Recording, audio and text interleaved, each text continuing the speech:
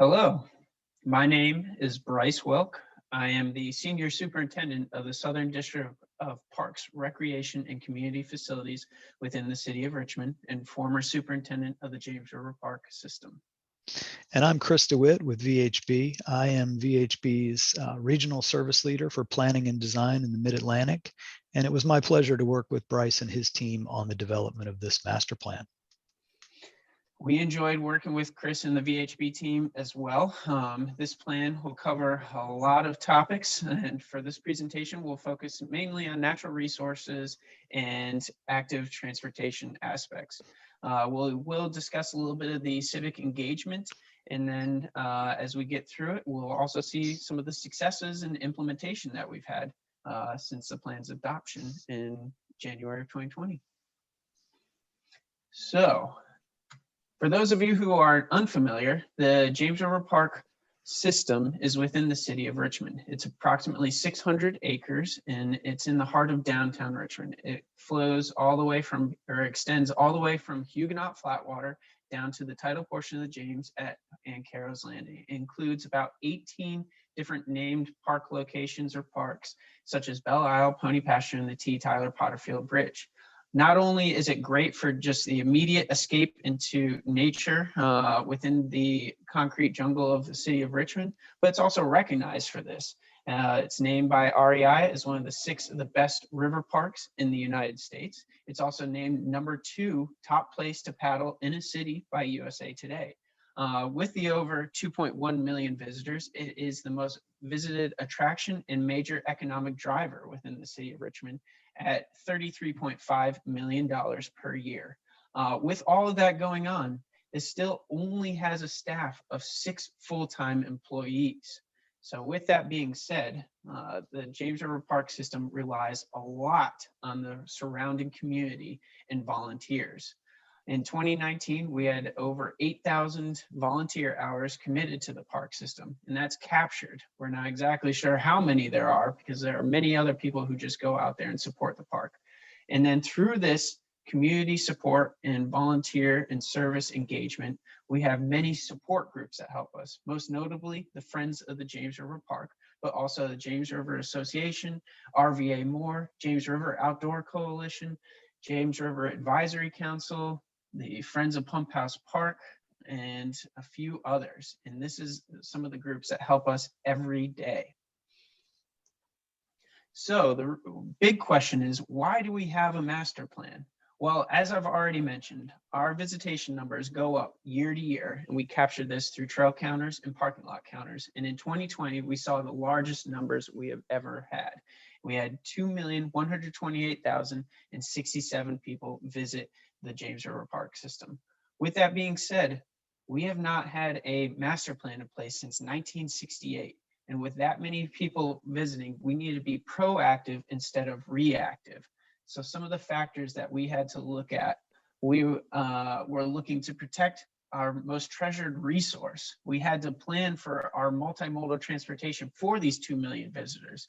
We needed to increase access to our underserved populations, not just those who live next to the river or who can afford to drive down to the river.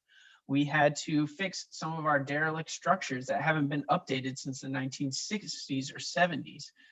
We had to make sure that we were properly staffing this as we go up in the number of people and the number of acres that we have.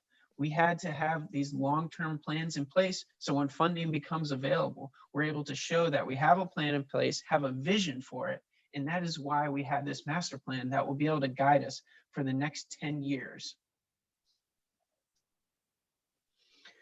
With that being said, this was spearheaded by the Friends of James River Park. They were able to do this using private funds. And you can thank a lot of the people that you see on this screen and foundations that you see on this screen for doing this. That was not used by city funds at all to create this master plan. It was with the help from the Byrne Carter Foundation, CoStar, Dominion Energy Foundation, Friends of the James River Park members, Mary Ann and Lou Wilson, Newmarket, the Community Foundation of Richmond, Venture Richmond, and the Virginia Department of Health. Without their support in the Friends of James River, this master plan would not have come to fruition. So the master plan as you can see in this outline, provides strategic recommendations to help us guide the 10-year decisions covering a wide range of topics. All these are important to operation, maintenance, and improvements to the JRPS, but during civil engagement process, natural resources and non-vehicular access emerge as the top priorities. In addition to the broad topic areas, the master plan provided concept level detail to several focus area locations and also includes planning level cost estimates along with phasing and implementation of the plan. So one other guiding piece that we had was our mission statement. And it was developed in consultation with a steering committee, which were community members, and it speaks to the park's role as a wild and natural counterpoint within an urban setting. It also highlights the range of ways in which people can enjoy the park and the importance of the park in the conserving the river and its natural environment. The mission statement was developed early in the process and tweaked a little bit over the time, so that it helped guide recommendations within the framework of the extensive public input that we will discuss. And as you can see, some of those goals and objectives that bubble to the surface. The planning team established 3 primary goals: equitable access, environment and stewardship, and education and expansion. Within these goals, specific objectives identified targets within the park process: resource conservation, education, expansion of parks programming, and geographic size. And we put those in different long-term, mid-term, and short-term action items.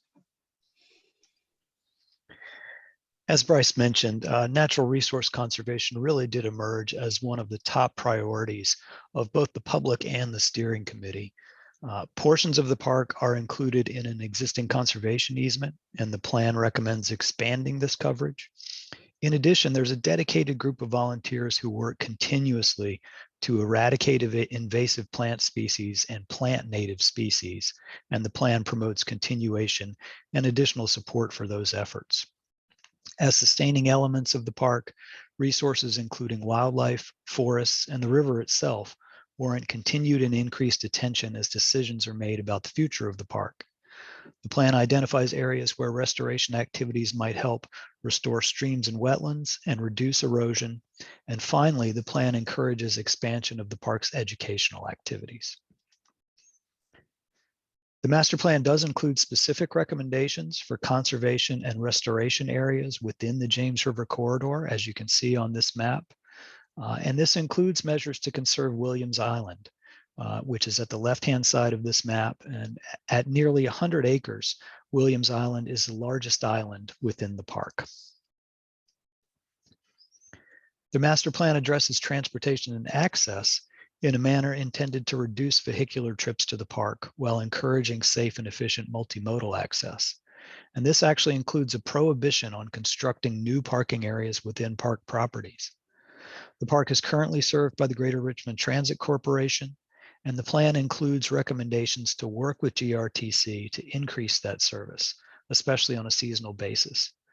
The potential to implement a pilot shuttle service, either publicly or privately owned, is highlighted as an additional way to promote non-vehicular access to the park. And the park lies in close proximity to numerous residential neighborhoods, and there is significant opportunity to improve sidewalks, bicycle facilities, and streetscape connections to promote multimodal access to the park. To look at a consensus-based way to enhance multimodal access and connections, the planning team began with the city's bicycle master plan. We felt it was important to reflect and affirm the work and the public support that had gone into that document. And it was also important to use consistent terminology to help promote implementation and funding priorities. In addition, the master plan process identified specific neighborhood connections and greenway alignments to supplement the basic framework established by the bicycle master plan. In addition to that citywide focus, the master plan includes specific focus on access from the neighborhoods adjacent to the park. And you can see some of those recommendations and connections here on this slide. Connecting the park system to regional trails and greenway networks also emerged as a top priority in the planning process. This included a recognition of regional greenway networks, as well as east-west greenway connections along the river corridor to connect the various parcels within the park. There are currently about 25 miles of trail within the park system, but there are many more that connect to the park. And the master plan explicitly recognizes that certain areas of the park should remain wild and difficult to access.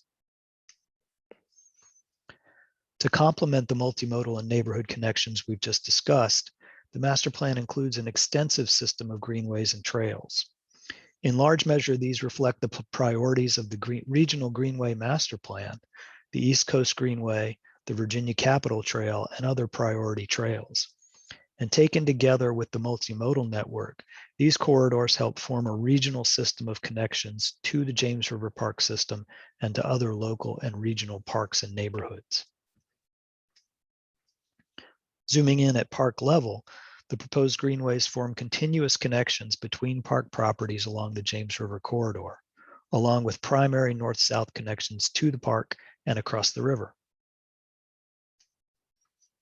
As Bryce has mentioned, the project benefited from an extensive civic engagement campaign that included a wide range of traditional and innovative strategies to garner input. The master plan was driven by a very involved and motivated steering committee, which consisted of individuals from organizations involved with the park and multiple leaders of volunteer groups associated with the park. There was also a technical committee consisting of city staff that helped ensure that the planning team considered other related efforts, such as the Richmond 300 plan. These stakeholder groups helped ensure that residents of the city, the surrounding counties, and other park users had meaningful opportunities to participate in the planning process. So how did we engage these various stakeholders? Well, we started with a series of neighborhood meetings. Richmond is divided into 9 city council districts, and we held neighborhood meetings within each of those districts to try to meet people where they lived, worked, and played. Following those neighborhood meetings, we also held one citywide meeting to invite people from various districts to attend and participate. And those meetings included interactive activities. You can see the photos on this slide of people marking up maps. We really encouraged people to walk around, talk to the project team, and document their ideas about priorities for the park and the master plan. In addition to those formal meetings, volunteers held a series of pop-up meetings at additional locations to try to reach people who might not otherwise come to a public meeting and participate. And we also had an online survey. This was provided in English and in Spanish and garnered over 2,300 responses, really to help form the backbone of the recommendations and implementation strategies in the plan. Here you can see some of the online questions that were included in our survey and the types and amounts of responses that we got. And this level of input really did help shape the overall plan, both in terms of the specific recommendations, but also the implementation strategies and the phasing that are included in the plan. And to talk a little bit about implementation, I will turn it back over to Bryce. Thank you, Chris. And since January of 2020, when the City Council unanimously voted in the James River Park Master Plan, we have had some accomplishments even during those trying times. And you can see this through some of the pictures that we have on here. In the middle picture, it's myself with Director of Parks and Recreation, Chris Frelke, former Superintendent Nathan Burrell, and his predecessor, Superintendent Ralph White. And we're at Pony Pasture as we got accepted into the Old Growth Network as part of the reason we're under conservation easements. We are protected in perpetuity, and this is a reflection of that. We've also done native habitat restoration at various places. You can see that with some of our plantings in the picture on the right. We've partnered with the Virginia Department of Forestry for treating emerald ash borer and saving our ash trees. We are in the process in breaking ground with the Huguenot Flatwater Universal Accessibility Ramp to allow people who use wheelchairs or are less mobile to be able to get down to the river. We've increased our staffing from 3 to 6 full-time employees since my time here. We're exploring new and opening and closing of parking lots to expand our access to different times of the year. When everything was closed down during the peak of the pandemic, we were able to restore and renovate one of our bathhouses. As we know, bathrooms are very important within park settings. And then as you can see on the left side there, we're able to increase some of our safety and wayfinding signs for both English and in Spanish to be able to better protect our visitors and guests. And so we are very happy that this master plan has been brought to fruition. It will be our guiding document for the next 10 years, and it will help us every step of the way. And we appreciate VHB and Chris and all the community partners for helping us.